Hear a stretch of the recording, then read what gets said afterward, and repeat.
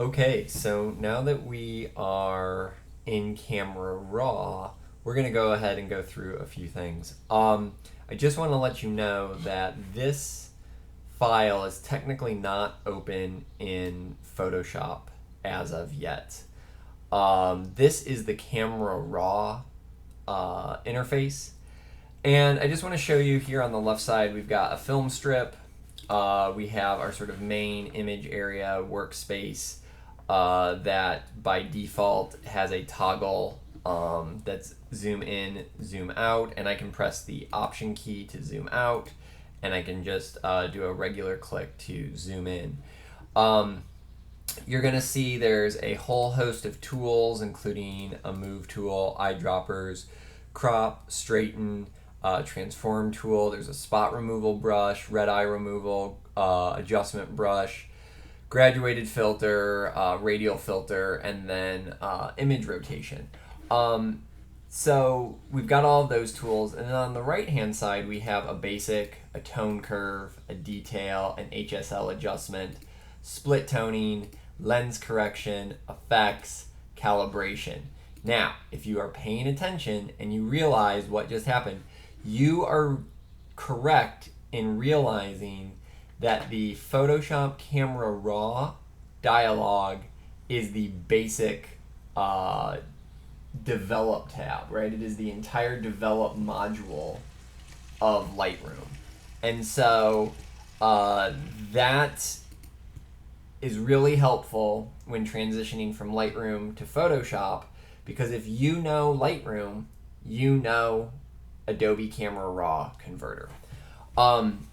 One important thing that I want to show you before we really get started is down here in the bottom, there's this whole string of numbers and letters and stuff that's going to basically be the output function, because to get this from Adobe Camera Raw into Photoshop, we physically have to open it, unlike we do in Lightroom. And so if I open this up, there's going to be a whole set of workflow options. So I can choose my color space, I can choose my bit depth, I can resize it here even, I can sort of pick my output resolution, I can even do an output sharpening, and then really importantly, I can open this in Photoshop as a smart object.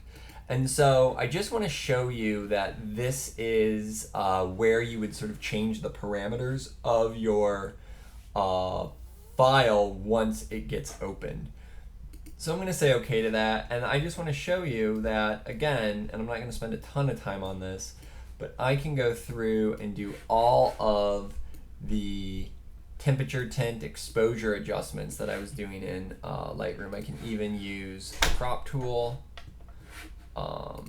So I can zoom out, maybe use a crop tool, and come in, and the crop tool in this program functions a little bit more like the Photoshop crop tool for obvious reasons, because we're in Photoshop.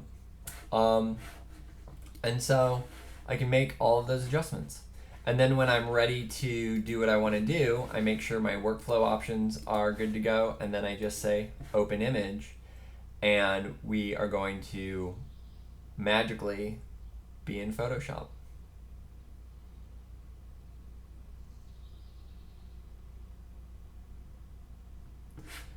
Before we move on, I do want to show you something, and I'm going to use that image on my desktop just to make you aware of this. If I do any adjustments, I'm maybe going to do a transform, I'm going to do an auto transform on this, go back to my basic tab, whatever. Again, when I open this image, I just want to show you something on the desktop that happens. So my Camera Raw format gets red. I open up in Photoshop, I've got an image. I'm going to go ahead and minimize Lightroom or Photoshop, and I just want to show you that now there's this file called an XMP. And what that file is that is all of the adjustments that we made in Camera Raw. So all of those things are going to be tethered to that little metadata file that's going to give us the instructions for what to do in Camera Raw. So if I close this down, don't save it, and I reopen this file in Photoshop, you're going to see that those adjustments, temperature, tint, exposure, are all going to be there.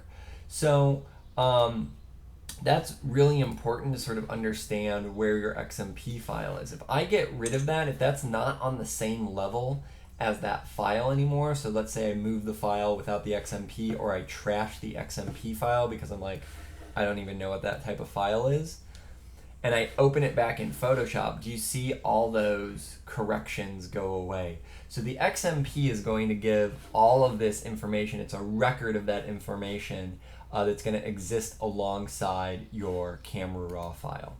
Okay.